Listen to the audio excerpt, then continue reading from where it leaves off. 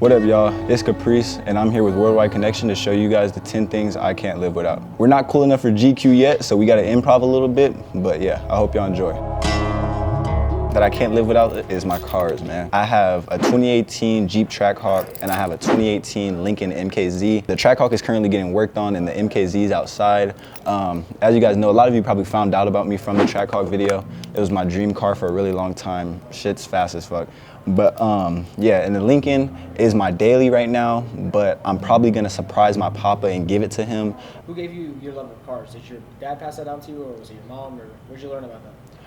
It was really, at first, I was like cool on cars, but I wasn't really too into them just because I couldn't drive, you know what I mean? So my dad wanted me to help him build cars and all this stuff when I was like 11 or 12, but I'm like, I can't drive, you know what I mean? But as soon as I was able to drive, and I have the same driving skills as him, he has like 38 GTAs on his record. It's really crazy, but he's a really great driver. So once I was old enough to drive and get my own cars and really look into them, I started loving them a lot more. I'm already looking for my next car, probably like a GLE 63 or some shit. But yeah, that's probably where I got my love for cars from. Can't live without those for sure. My phones, man. Now I know you're probably asking, why do I have 4 phones? It's a really long story. Some people say I'm addicted to my phone, but honestly, I just have so much going on my phones that like, I'm just on them all the time getting business done. But yeah, I have a personal phone, I have a business phone. This is my old phone, so if somebody wants an iPhone 11, I'll sell it to you for literally like cheap as hell. And then this is another phone. They're all on except for this one. But yeah, I obviously don't need all these phones. I'm probably gonna get rid of them. A little addicted to my phone. All right, the next thing I can't live without is my AirPod Maxes, bruh. I probably would not be able to get through school without these, but what I really can't live without is my MacBook that I think I lost about a week ago. When I went to Newport and I vlogged it, I have not seen it since. I've looked everywhere, so I'm probably gonna have to buy another one of those, but my MacBook, it got super important stuff on it, and that's where I started off like designing for my brand. But yeah, the AirPod Maxes, they're pretty heavy. Oh shit. The noise cancellation one's pretty good. I don't like how big they are because you can't really hide them and stuff like that, but yeah, definitely wouldn't be able to get to school without these. Okay, so next up, we have my watch collection. Now, I'm kind of new in the watch game. I'm just getting used to it. So the first watch we have is a Wimbledon, I believe it's pronounced. Probably one of my favorite watches that I have. I don't have that many, but one of my favorite watches that I have. I'm getting more into Rolexes just because they hold value really more. And the more you learn about the jewelry game, these jewelers really be fucking some of y'all over. So just trying to get stuff that holds value, I can go get a couple grand for this no matter what, and it won't depreciate in value. Date just 41, and as you guys can see, it's broken. At this point, I need to just stop going to Newport because I was riding like the rental bikes in Newport and like fell, hit my wrist, broke it. I need to go get this fixed. But yeah, this is a Date Just 41. Love this watch, very clean, very sleek. Kind of goes with everything. That's the only thing I like about this more than the Wimbledon, because the Wimbledon has like green incense to it. Next up is my iced out Cartier Santos. Now, I didn't even really have to pay for this watch because I'm plugged in with a jewelry company and I actually wholesale for them. So influencers will hit me up and they'll want AP, a Cartier, and basically they'll come through me and I'll get the sale done and I'll get commission off it. So this was kind of like a thank you from them. I do want to get an iced out AP or like a plain AP. I'm kind of done with Cartiers. Yo, you said you broke your chain in Newport, so right. You're cursed by that city, bro. Right, I think I need to stop going to Newport in general because it seems like just bad stuff happens out there. Lost my MacBook, broke my Rolex, all sorts of stuff. The last time I went out there was really boring too, but the first time when I vlogged, it was super fun. So yeah, next time I go down to Cali, I'm definitely going to a different part than Newport. Do you find yourself traveling a lot? Where do you go see friends, family for fun? Yeah, I actually travel a lot. That's what my main goal was this summer. I've probably traveled about like 8 to 10 times this summer. I've been to Atlanta, Denver, Cali, Wichita, that's in Kansas. Some of it's also for basketball for AAU. So I do travel a lot. My next place I'm about to go is like at the end of this month, I'm gonna go on a cruise that departs from Miami and goes to, I believe, like the Bahamas or Mexico or something like that. And then I need to go to Houston because that's kind of where I plan on moving next year because I used to live out there. So yeah, I do a lot of traveling. I love getting out of the city. As y'all know, it's very, very hot in Vegas. It's 117 degrees outside right now. So I get out of here every chance I get. All right, next up is my essentials that I use for my face and body. Now I'm about to put y'all on Aquaphor right here. I know this says that it's like for dry, cracked, irritated skin. If you get you a nice face wash, and I know my face isn't the best, but it used to be. I'll probably put like a picture right here. It used to be horrible, but just get you a nice face wash that dries your skin out, and then you use Aquaphor, and it'll make your skin look like kind of like shiny, moisturized, and stuff like that. I cannot go like more than a couple days without this. I just lost mine yesterday, so I just stole this from my sister, so if you see this, I'm sorry.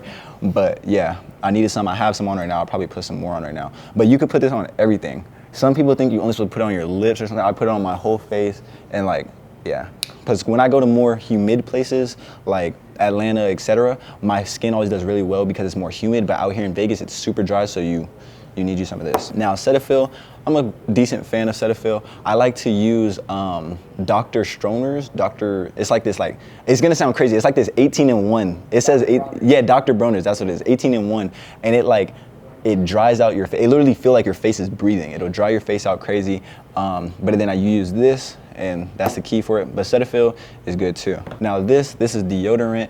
I like to use women deodorant. I feel like it lasts longer than men's deodorant, and the smell isn't as like tacky. Like it won't smell like Axe and stuff like that. So I like to use women's deodorant. So yeah, these are 3 things that I use constantly. All right, next up is my Louis V messenger bag. Now this bag is essential. If you see me out in public, there's a good chance this is with me. Everything I'm showing you right now is in here. So this is why I need this. Some people call it a man purse. Some people, if you knew what was being held in this, you would not call it a man purse, I promise you. Yeah, it holds everything. I don't like my pockets being too full, so wallet, keys, etc. Everything goes in here. And yeah, it also complements fits. It kind of is like an accessory, you know what I mean, to spice up a fit a little bit. So yeah, this is one of them. Okay, next up, one thing I definitely can't live without is basketball. If you guys didn't know, yeah, I play for a New Balance circuit, and I know a lot of y'all get confused on the media because of everything I'm doing, and you ask like, do I still play basketball? I still hoop about every day, train all the time and stuff like that. I'm probably gonna go hoop at like Lifetime after this. The real thing that got me into basketball was my mom's ex-husband. He got me into basketball a little bit more, even though I was always into it since I was young. He made me like take it to the next level.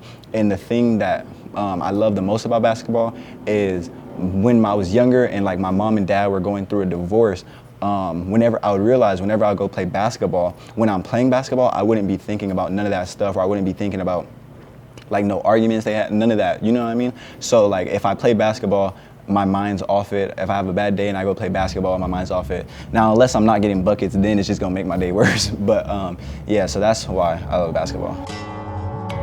All right, next up is some tough denim, man. If y'all know me, pants are like the most important part to a fit. The more I mature and stuff, I realize that. So tough denim, 1-of-1 denims is like super key to me. I have some on right now, actually.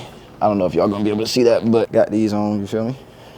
All right, let me sit back down. Some tough denim, I'll either hand make them. I have people like in Europe and Atlanta that hand make stuff, or people that just sell tough handmade denim. I love it. As you can see, these are all handmade. These are stitched, obviously with like a stitching machine, but these aren't like, you can't get these off like Minimal or some shit, you know what I mean? So yeah, love me some tough denim.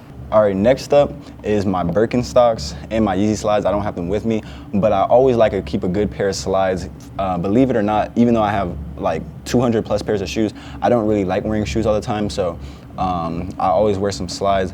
Birkenstocks, I need some more pair of these. I want the chrome heart ones, I want the black ones, I want the pink ones. I need some more of these, and as you can see, these are beat. I don't even know how this happened. I put these in my trunk one day, took them out. They were brand new, put them in my trunk, took them out. The whole fronts were just like fucked up. But yeah, my Yeezy Slides, I've been through about 6-7 pairs of Yeezy Slides.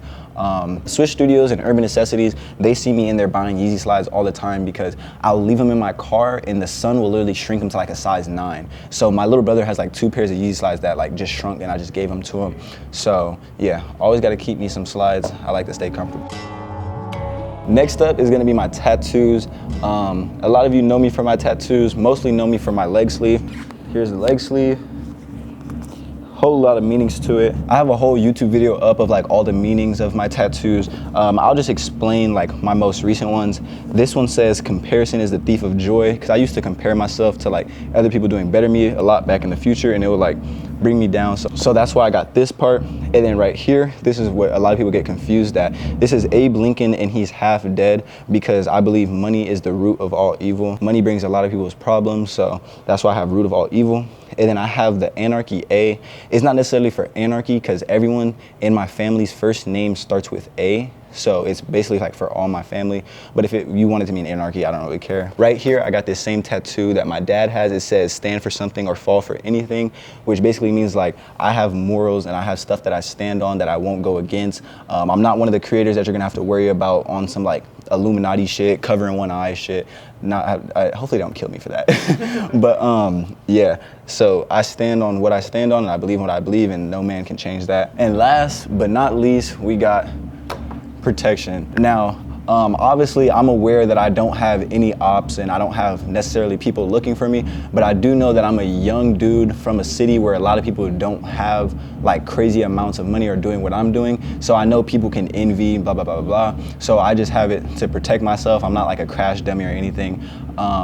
It's a Gen 5 19X for all my like gun people. I do want to start making like YouTube shorts on like Glock content just because YouTube isn't really too strict about it and stuff. But yeah, I just use it to protect myself. I usually have it on me, and if I don't have it on me, there's about 3 or 4 people behind me with it on them. So yeah, that's last but not least for sure. So Las Vegas has a lot of firing ranges for people that are like 16 and up, 17 and up. Right. Have you ever gone to the desert or like, you know, go to these ranges and? Yeah, of course. Up like north, like a little bit north of the Nellis Air Force Base, there's like dirt over there you can shoot at. Up north behind like Shadow Ridge High School, there's a gun range over there. And then also like in my other vlogs, you guys see me go to the gun range. I have a lot of gun safety and I've been through classes and stuff, so yeah, I know what I'm doing. Thank you for checking out my 10 essential things that I can't live without. Shout out to GQ for the idea, obviously. We not too turned yet to get on GQ, but we'll be there one day, so don't worry about it. And we'll look back at this episode when I'm really on GQ and just sit back and laugh. So I hope you guys enjoyed it. A new video is on the way. I hope y'all like that I'm being a little bit more consistent, so bear with me. But yeah, that's gonna be the end of the video. Peace. Shorty got wop like Fetty.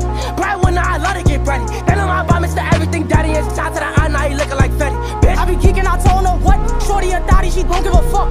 She be tweaking, she shaking her butt. And that boy used to cheat the way that he won. He dumb, he a pot. Bitch on my body, she told him I'm done.